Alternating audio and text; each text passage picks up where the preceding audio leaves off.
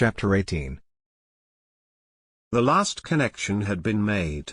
A slender cable snaked from the nearby power station to the waiting mole, still upon its stays in the great library.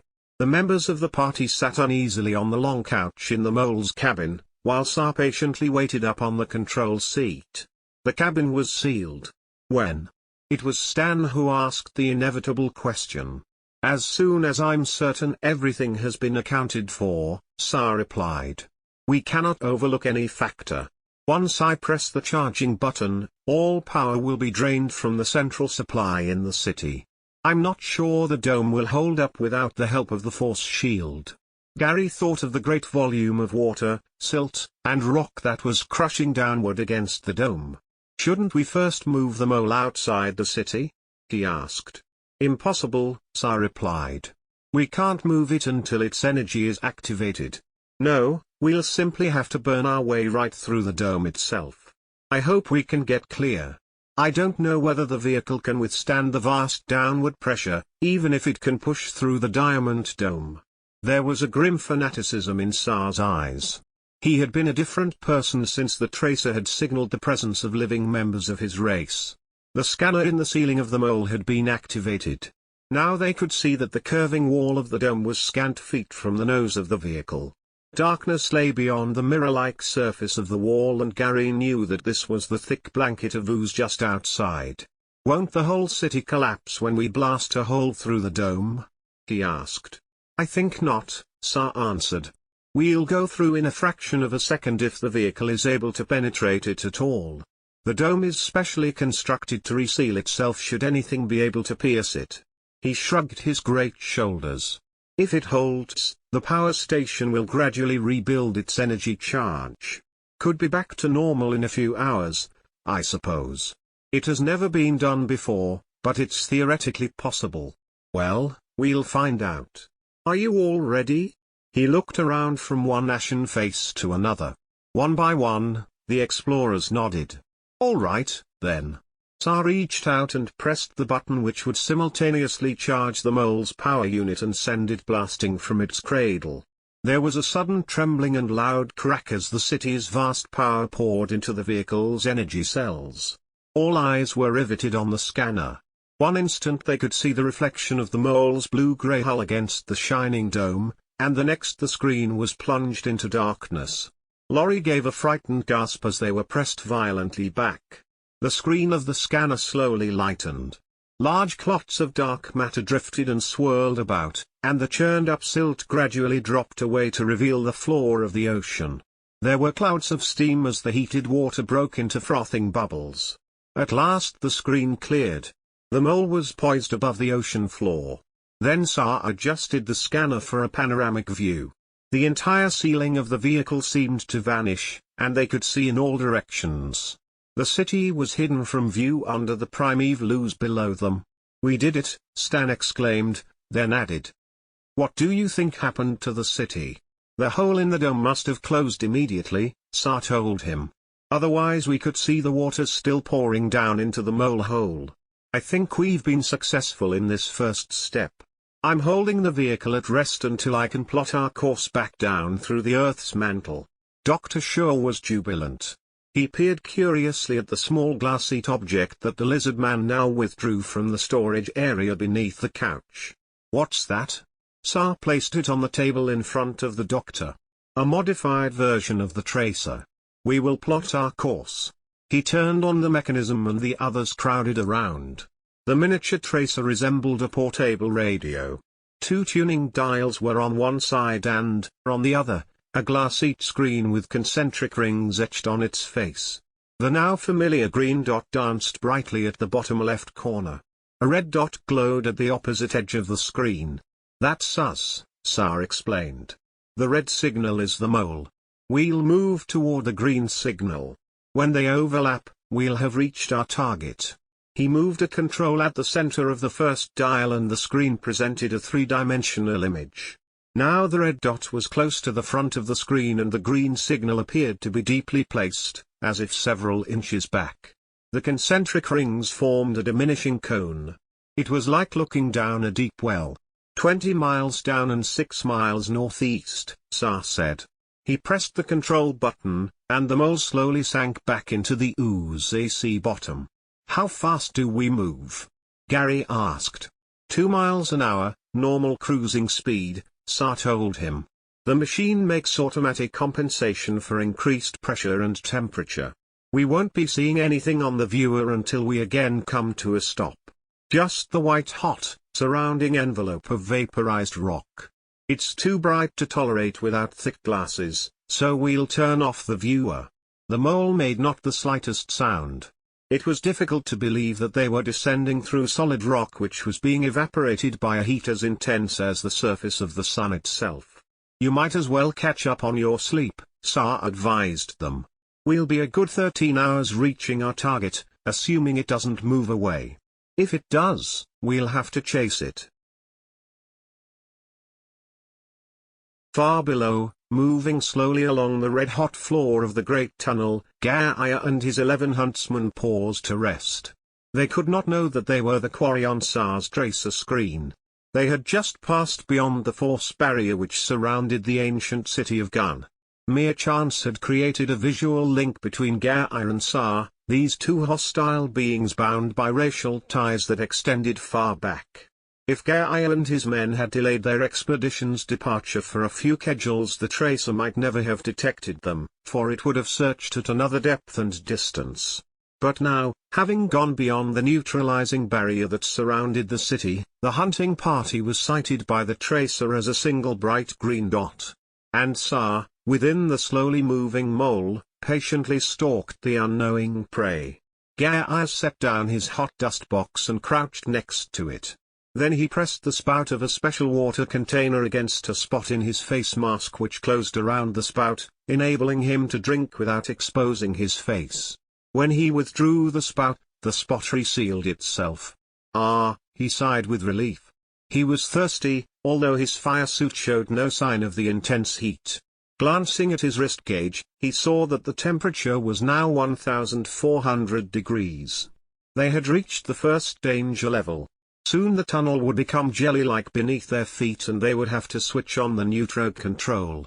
This, in effect, would make them weightless.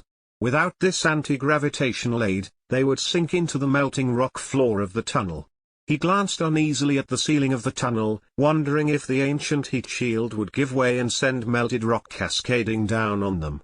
And once they reached the fiery shores of Unu's molten sea, he knew they would have a limited time to gather the hot dust and fight their way back upward to safety. "Gaia!" The shout echoed in the skin-tight helmet about his ears, slightly tinny because of the increasing radioactivity all about him. Gaia glanced up and saw one of the huntsmen waving his arms from further down the tunnel. It was Maka, a new advance scout. "Yes?" Gaia's reply was transmitted to the ears of the others and they too swung their eyes in Maka's direction. A Kapix coming down the tunnel. The huntsmen sprang to their feet and 12 ice guns were leveled at the ready, as Maka fled and joined his companions. They flattened themselves against the tunnel wall, waiting anxiously. Over their headsets they heard the first sounds of the approaching beast. Gaia tightened his lips and his finger curled about the trigger of the ice gun. The reddish glow which surrounded them suddenly turned blue as the Kapix came into view. Loud tinkling sounds now rose deafeningly and a gigantic, crystalline, nightmare creature loomed up in the far mouth of the tunnel. The beast towered crazily, its jagged blue body completely transparent except for a milky cloud at its center, and it swayed and rocked forward in sudden bursts of movement. Every few moments a slender rod of blue-white glassy substance shot away from the central body, then swelled up until it banged against the sides of the tunnel and broke into shards that flew in all directions. Some of these shot down the tunnel and evaporated against the invisible heat shields surrounding the huntsman. Great blue sparks exploded like bullets, filling the tunnel with smoky powder. The air momentarily cleared, then again filled with crystal dust as the Kapix caromed several feet closer. Without the protection of their tough fire suits, the huntsman would have long since been skewered by the jagged pieces. Gaia saw that the strange creature would reach him in a moment. If it sensed the liquid within his body, it would seek to envelop him and drain him dry. More than one unlucky huntsman had later been found shriveled within his fire suit. The Capix swelled before him, filling his vision with its jerking form. Gaia had a moment of terror as he wondered if the water container he had been using might have somehow left a trace of evaporation near him. There was a blinding flash to one side of him and the Capix lunged away to clamp itself about a huge boulder that was rolling along the floor. Its crystal tubes snapped against the hissing rock. Then abruptly the boulder was plunging into the beast's milky interior. Gaia stared with horrified eyes as the Capix feasted on the unexpected delicacy. He saw what had happened. One of the huntsmen had fired his ice gun against the boulder and frozen it. The absolute zero temperature had been sensed by the thing and it had gorged itself upon the liquid oxygen byproducts. Satisfied by its strange meal, the Capix quivered in ecstasy. Then it suddenly blew up. When the tinkling fragments finally ceased to ricochet against the tunnel walls, all was quiet again. Gaia relaxed. "Thanks, Krei," he said, nodding to another of his companions, a short, squat fellow whose face was pockmarked with countless scars. "That'll teach him to be a glutton," Krei grinned. Frozen rocks are too rich for his diet. Krei had good reason to respect the Capix. On his last hunting trip he had nearly been blinded by an exploding crystal, so close the shards had got past his heat shield. Some of the tiny splinters were still buried in his cheeks. This had happened because a trace of evaporation had escaped from his fire suit and attracted a lurking Capix. "I hope we don't meet any more of these monsters," Gaia muttered. "I'd rather face a Stoa any time.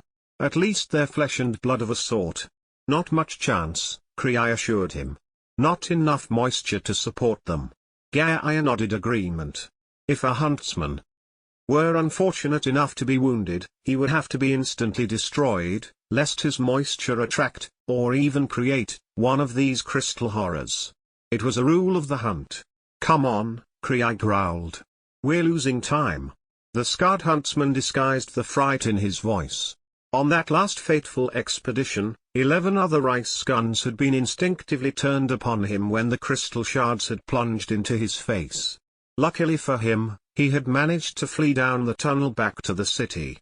That too was an unwritten rule: a huntsman who survived an attack was honored for making an effective escape. The party hurried on toward the molten sea. The mole eased to a halt and the slumbering passengers awakened as Sa switched on the lights. He rubbed his tired eyes, turning away from the tracer box. Gary got stiffly to his feet. Sa pointed at the little screen. Gary looked sleepily at the blips of color and frowned.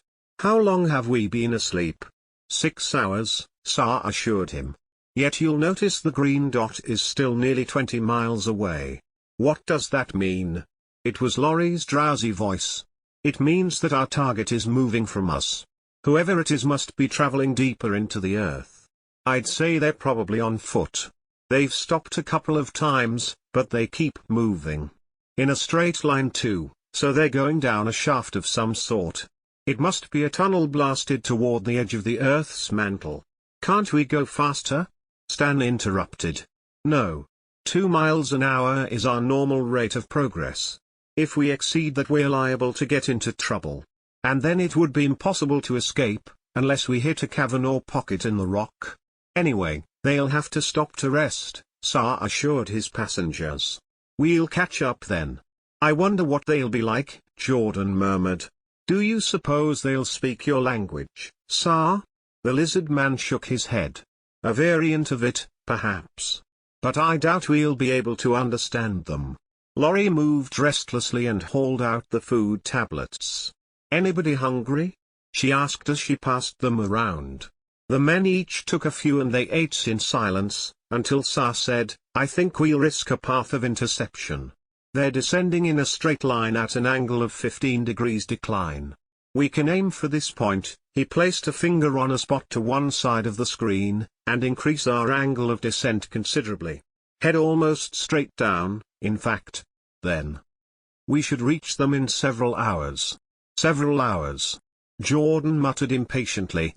"Suppose they change course," Gary said. Sa did not seem disturbed.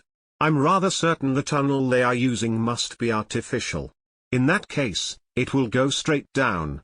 It might have been created by the other mole, the one we used to blast our tunnels. Stan frowned uncertainly. How could the mole make a permanent tunnel? You said the rock fuses behind it. Rock doesn't have to close behind it, Sa told him. We can adjust the temperature output at the rear to simply blast the rock open. When it hardens at this lower temperature, say around 2000 degrees, it will create a glassy shaft. This is how we make exploratory tunnels. Oh. Stan lapsed into embarrassed silence. Sa clapped him on the back with his huge hand. It was a good question, Stan. I should have explained that earlier. The lizard man now moved the control, and the mole's path altered drastically on the three-dimensional tracer screen. There was no sensation of heading almost straight down, for the neutro mechanism had been switched on and they were now weightless. Sa had cautioned them to strap themselves onto the couch with the safety belts. How much longer until we overtake them? Gary asked. Maybe another 6 hours, if they stop to rest.